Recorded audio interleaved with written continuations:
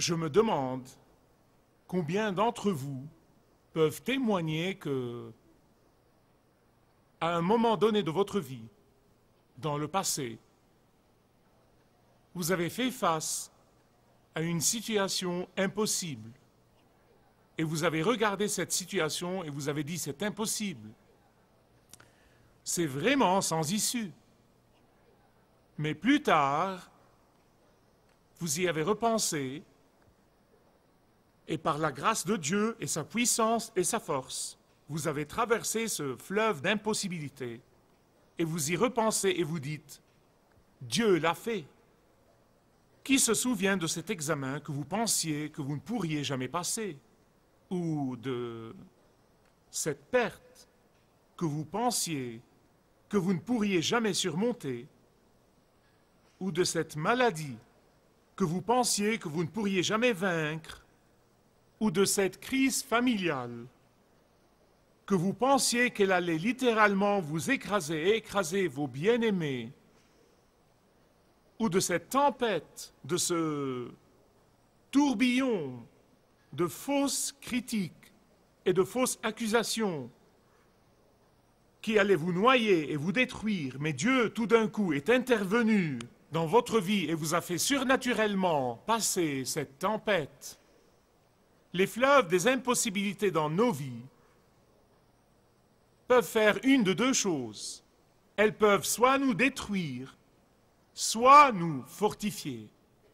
Certains d'entre nous, bien sûr, cèdent à la tension, mais il y en a d'autres qui disent « c'est sûrement l'occasion de Dieu de manifester sa puissance dans ma vie ». Certains d'entre nous se noient dans ces fleuves d'impossibilité, mais d'autres les voient comme des moyens par lesquels ils peuvent nager à contre-courant. Certains s'effondrent devant ces fleuves d'impossibilité, mais d'autres disent quelle grande occasion pour moi de témoigner à la puissance de Dieu qui œuvre dans ma vie. Quelle grande occasion de parler à mes collègues et à mes voisins et à mes amis et à mes camarades d'école de la puissance de Dieu qui œuvre en moi. On dit souvent que la différence entre un fil sous tension et un fil sans tension, c'est le branchement. Et ceux qui voient les fleuves des impossibilités comme l'occasion de Dieu de faire de grandes et puissantes choses sont les gens mêmes que Dieu aime utiliser puissamment pour le glorifier. Mais il y a quelque chose d'autre que je veux vous dire sur ces fleuves des impossibilités. Satan s'en sert souvent pour essayer de nous réduire au silence, de faire taire notre témoignage, de nous empêcher de témoigner du pardon de Dieu et de la grâce de Dieu et de la puissance de Dieu qui œuvre dans notre vie. Dieu veut que vous traversiez ces fleuves pour que vous puissiez témoigner à tous ceux qui veulent écouter, à vos camarades de classe et à tous vos collègues du pouvoir de Dieu et du travail de Dieu dans votre vie. Nous avons commencé une série de messages intitulés « Tu veux que je fasse quoi ?» du livre de Josué. Et nous allons faire une petite révision, d'accord? Faisons une révision. Je vais poser la question et vous allez répondre. Tu veux que je fasse quoi? Faire un pas. Numéro 2. Tu veux que je fasse quoi? Entrer dans le territoire de l'ennemi. Et aujourd'hui, numéro 3. Tu veux que je fasse quoi? Traverser le fleuve des impossibilités. Il y a 3 choses très importantes que vous allez remarquer ici dans le livre de Josué, chapitre 3. Premièrement, vous voyez qu'il y a la mission, versets 1 à 4. Deuxièmement, il y a la consécration, versets 5 à 13. Et troisièmement, il y a l'exécution, versets 14 à 17. Dès que Josué a eu des nouvelles des 2 espions qui sont entrés dans le territoire de l'ennemi, dès qu'il a appris que le peuple était terrifié, il a demandé immédiatement au peuple de traverser le fleuve des impossibilités. Et la raison pour laquelle je l'appelle le fleuve des impossibilités est la suivante. C'est le moment où Dieu a choisi de faire passer son peuple. Vous voyez? C'était le mois de Nissan, qui est la période entre mars et avril. Car si c'était n'importe quel autre moment, les cyniques auraient dit « Oh, ils auraient pu le traverser à la nage !» Mais ce moment-là de l'année, c'était précisément le temps où toute la neige qui couvrait le mont Hermon fondait et coulait des montagnes, et où le fleuve était plus dangereux que tous les autres mois de l'année. C'était le temps le plus difficile pour songer même à traverser le fleuve du Jourdain. Car non seulement c'était dangereux, mais encore le mouvement du courant était si rapide qu'il entraînait tous ceux qui essayaient de le traverser durant cette période-là. Et les gens évitaient de s'approcher du fleuve en ce temps-là. J'imagine certains de ces gens qui regardaient le fleuve des impossibilités et disaient « Tu veux que nous fassions quoi? Es-tu fou? Pourquoi ne pas attendre jusqu'à l'été? Pourquoi ne pas attendre un autre temps? Pourquoi ne pas attendre un moment où les circonstances sont plus favorables? Oh, bien-aimés, écoutez-moi. Quand vous faites face à votre fleuve d'impossibilité, vous êtes le plus tenté d'oublier que Dieu vous a chargé d'être son missionnaire dans votre lieu de travail, que Dieu vous a chargé d'être son apôtre dans votre école, que Dieu vous a chargé d'être son ministre dans votre quartier, dans votre environnement, où que vous soyez. Vous êtes tenté de dire « Mince, j'ai déjà ma part de problèmes, je dois attendre un petit peu ». Ce qui en fait me rappelle un type, un homme chrétien que Dieu incitait à témoigner. Et chaque fois que Dieu lui mettait ça à cœur, il disait « Seigneur, est-ce vraiment le bon moment? Est-ce vraiment la bonne personne? Est-ce que j'obéis vraiment à ta volonté? Est-ce vraiment ta volonté parfaite pour moi de témoigner? » Et Dieu lui amenait occasion après occasion après occasion. Et il disait « Dieu, est-ce vraiment le bon moment? » Et un jour, il a pris un bus. Et quand il l'a pris, le bus était vide. Il n'y avait personne d'autre que lui. Il est allé au fond du bus et il s'est assis tout seul. Dans la station suivante, un homme robuste et grand est monté, et d'entre tous les sièges vides du bus, il est allé directement s'asseoir à côté de notre ami. Et il lui a dit « Dis-moi s'il te plaît, comment je peux être sauvé? Je veux tout apprendre sur Jésus. Parle-moi de Jésus. » Et l'homme a regardé par la fenêtre et a dit « Seigneur, est-ce vraiment le bon moment? » Mais écoutez-moi, vous savez, Dieu a anticipé la peur des Israélites. Il a anticipé leurs doutes, il a anticipé leur terreur, il a anticipé tout ça. De même qu'il anticipe votre peur et votre doute et votre terreur. Et donc, il a ordonné à Josué d'envoyer d'abord les prêtres portant l'arche de l'Alliance sur les épaules. Maintenant, souvenez-vous, Dieu avait ordonné à Moïse de prendre l'arche de l'Alliance qui contenait les 10 commandements et un pot plein de manne pour leur rappeler la providence de Dieu et la verge qui a fendu la mer Rouge. Mais par-dessus tout, l'arche de l'Alliance symbolisait la présence de Dieu au milieu de son peuple. Par-dessus tout, elle leur rappelait que chaque fois qu'ils avaient l'arche de l'Alliance, ils avaient la victoire. Il y a eu une période de temps où l'ennemi a pris l'arche de l'Alliance et le peuple de Dieu a essuyé des défaites. Cette arche représentait la présence de Dieu. Comme si Dieu leur disait « Écoutez, j'irai devant vous, je vous devancerai et vous préparerez le chemin. Je vous montrerai ce que veut dire ma présence et je vous montrerai ce que c'est que ma présence. Je serai là pour guider vos pas. Je vous devancerai et vous montrerai le chemin. » Que notre Dieu est formidable! Que notre Dieu est formidable! Ils savaient qu'ils allaient à des endroits inconnus. Ils savaient qu'ils allaient à des territoires inconnus.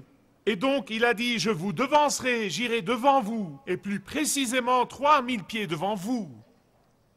Certains d'entre vous m'ont dit, comme j'ai commencé cette série de messages, qui vous défient d'être des apôtres dans vos lieux de travail, certains d'entre vous m'ont dit, Tu sais, le problème c'est nous. Nous ne nous sentons pas à la hauteur. Nous sommes craintifs, nous sommes angoissés. Bien-aimés, écoutez-moi. Vous devez savoir ce qui suit.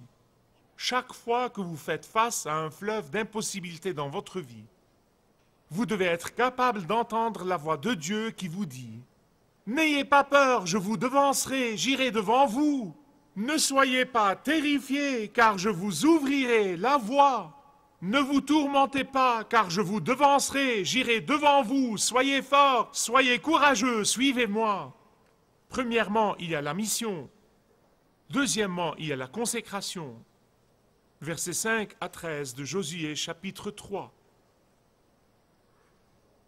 Quand le jour de la traversée du fleuve est arrivé, ce fleuve de l'impossibilité, Josué n'a pas dit « Maintenant les amis, je veux que vous commenciez à aiguiser vos épées ou vos lances. » Il n'a pas dit ça. Il n'a pas dit « Maintenant les amis, commencez à polir vos boucliers, vous devez être prêts pour la bataille. » Il n'a pas dit « Maintenant les amis, je veux que vous soyez prêts pour la bataille. » Il n'a pas dit « Maintenant, combien d'entre vous savent nager ?» Non, non, non. Il a dit « Consacrez-vous. » La bataille, qui est une bataille spirituelle, requiert la puissance surnaturelle de Dieu. Cette bataille est une impossibilité humaine. Et pour remporter la victoire dans la bataille spirituelle, pour arriver à traverser le fleuve de votre impossibilité, ce qu'il vous faut, ce n'est pas la stratégie. Ce qu'il vous faut, ce n'est pas les techniques. Ce qu'il vous faut, ce n'est pas la pensée intelligente. Ce qu'il vous faut, ce n'est pas un plan d'études de 10 ans. Ce qu'il vous faut, ce n'est pas de vous montrer plus habile que vos adversaires ou de vous montrer plus habile que vos ennemis. Non, non, non. Il dit que pour la victoire spirituelle sur les fleuves des impossibilités, ce qu'il vous faut, c'est la consécration. Ce qu'il vous faut, c'est de vous soumettre à la volonté de Dieu dans votre vie. Ce qu'il vous faut, c'est de vous mettre à part pour Dieu. Ce qu'il vous faut, c'est de marcher sans reproche devant Dieu. Ce qu'il vous faut, c'est anticiper ce que Dieu va faire ou peut faire pour vous. C'est ce qu'il vous faut et non pas un engagement à mi-cœur. Les fleuves des impossibilités dans votre vie et la mienne sont souvent l'occasion de Dieu, pour chacun de nous, d'agir en notre faveur. Mais elles sont aussi censées nous rapprocher davantage dans notre marche avec Dieu. Elles sont censées nous pousser à nous examiner, à examiner nos vies de plus près. Elles sont censées nous inciter à abandonner les péchés que nous avions longtemps justifiés. Elles sont censées nous amener au point de confier à Dieu complètement tout ce qu'il nous a mis entre les mains. Elles sont censées nous amener au point de nous débarrasser de ces idoles et de ces forteresses qui ont depuis longtemps occupé une position de pouvoir dans votre vie et la mienne. Je veux lancer aujourd'hui un défi à chacun de vous. Si vous avez été inefficace pour Dieu dans votre vie, si vous vous retrouvez au point mort dans votre école, si vous faites mine d'être chrétien et d'aller à cette réunion-ci, à cette réunion-là, et à cette conférence-ci et cette conférence-là, si vous n'avez jamais été capable de mener quelqu'un au Christ, écoutez-moi, posez-vous la question, suis-je consacré à Dieu?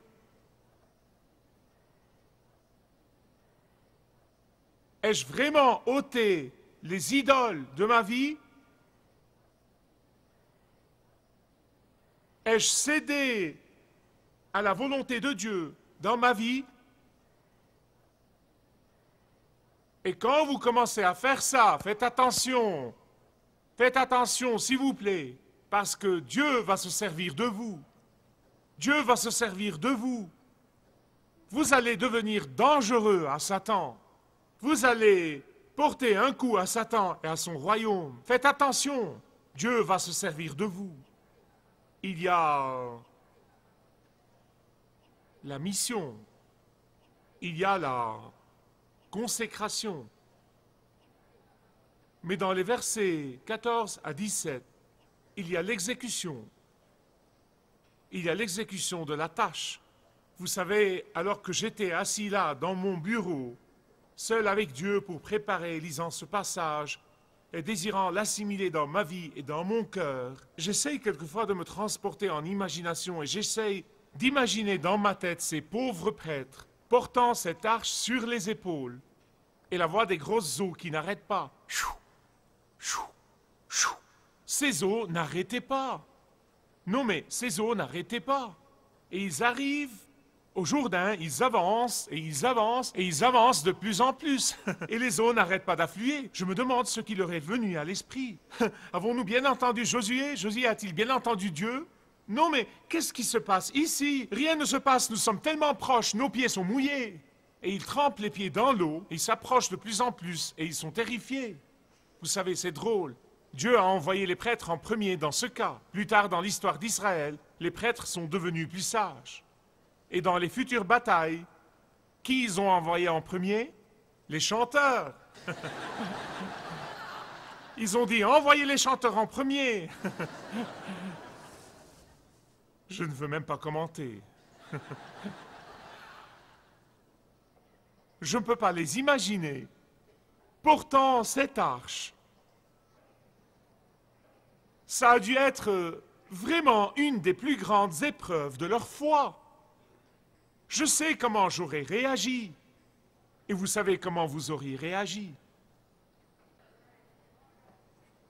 Faisant un pas en avant et un en arrière. 2 pas en avant et 2 en arrière. Écoutez-moi, bien-aimés, écoutez-moi. Vous savez ce que la plupart des chrétiens font des promesses de Dieu dans la Bible? Vous voulez savoir? Ils les soulignent. N'est-ce pas gentil? N'est-ce pas chic? Ils les soulignent dans leur Bible. Ils peuvent même les colorier. Mais écoutez-moi, quel genre de foi est celui-là? Quel genre de foi? Quand tout ce que vous faites, c'est citer ce que vous voulez et le réclamer. Quel genre de foi est celui-là? La vraie foi agit d'après les promesses de Dieu. Dieu a promis et a dit, apportez toutes les dîmes à la maison du trésor et éprouvez-moi. Les chrétiens le soulignent dans leur Bible. N'est-ce pas gentil? N'est-ce pas chic à Dieu? Oh, vous savez quoi? Quand j'aurai fait fortune, je serai capable de donner à Dieu. Laissez-moi vous demander, si vous n'avez jamais investi, comment vous attendez-vous à faire fortune? Dieu a promis d'être avec vous quand vous dites un mot en sa faveur, quand vous témoignez du pardon de vos péchés, quand vous témoignez du fait que vous avez reçu la vie éternelle parce que vous êtes venu au Christ. Et vous savez ce que font les croyants? Ils les soulignent et c'est tout. C'est une autre gentille promesse de Dieu. N'est-ce pas merveilleux? Que Dieu est bon. Et ils se taisent. Ils ne risquent rien. Et je ne parle pas de grands risques. Et ils disent, oh, je n'ai pas le don de témoigner. Ça n'existe pas dans la Bible. Il n'y a pas un don de témoigner. Dieu appelle tous les croyants à être des témoins. Si vos péchés sont pardonnés, alors vous êtes un témoin. Et si Dieu vous a pardonné vos péchés, vous êtes censé en parler. Si vous avez reçu la vie éternelle de sa main, vous êtes censé en parler. C'est tout ce que vous êtes censé faire. C'est ce que fait le témoin.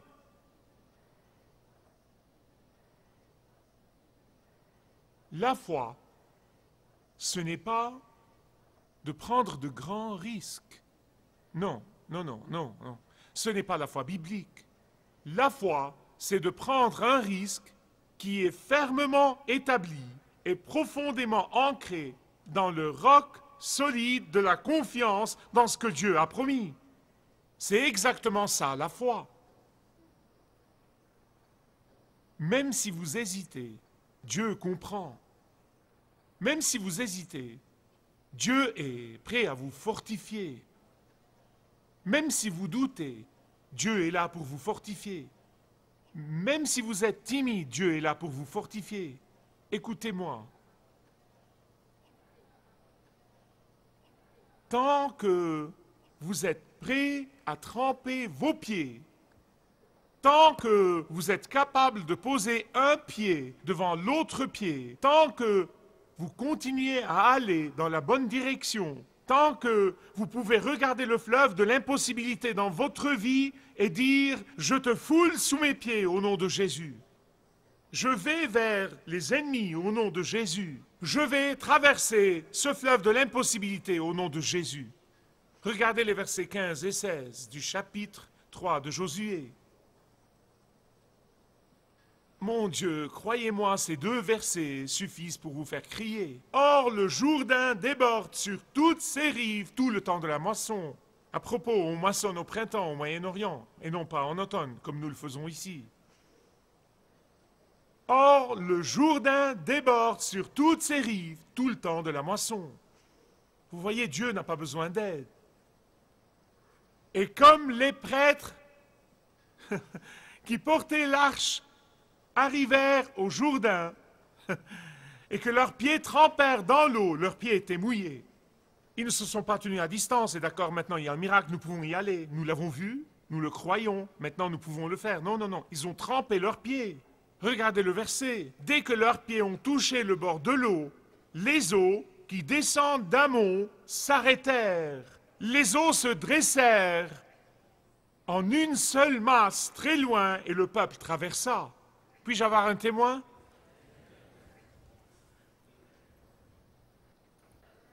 Vous voyez, quelques cyniques ont dit à travers les années qu'il y a eu des occasions où le fleuve du Jourdain séchait.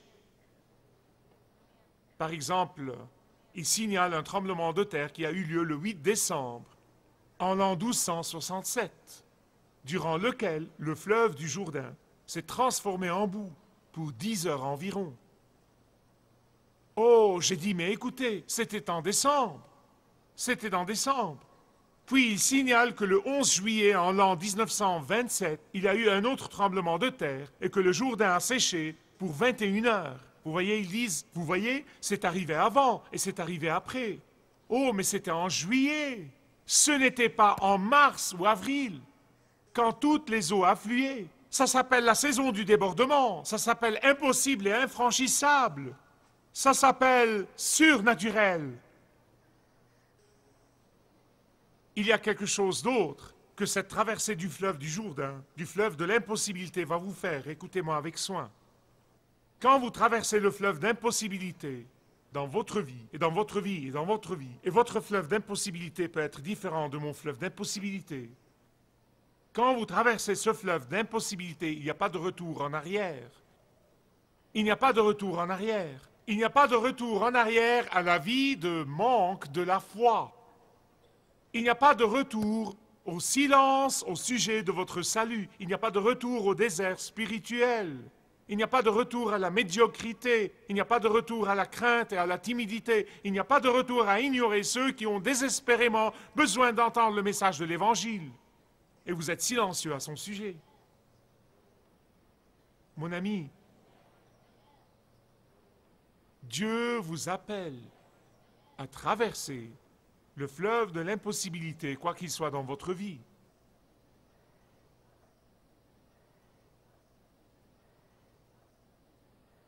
Parce que Dieu a l'intention d'aller devant vous.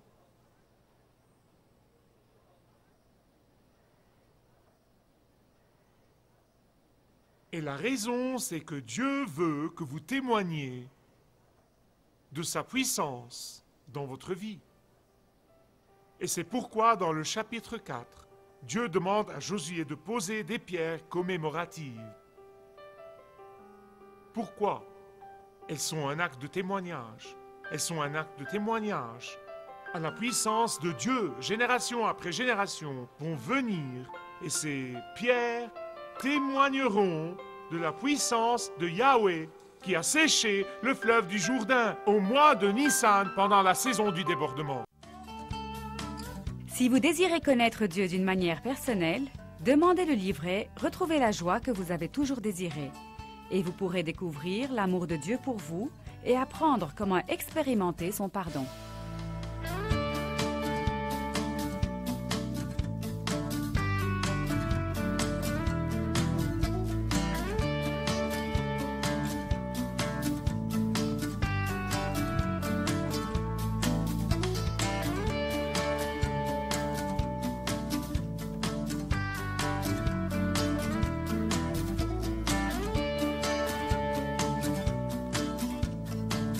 Si vous avez une relation personnelle avec Dieu et vous êtes intéressé à marcher plus intimement avec lui, demandez le livret « 7 pas sur le chemin de la foi » qui vous guidera dans une relation plus profonde avec votre Père Céleste. Demandez votre livret gratuit.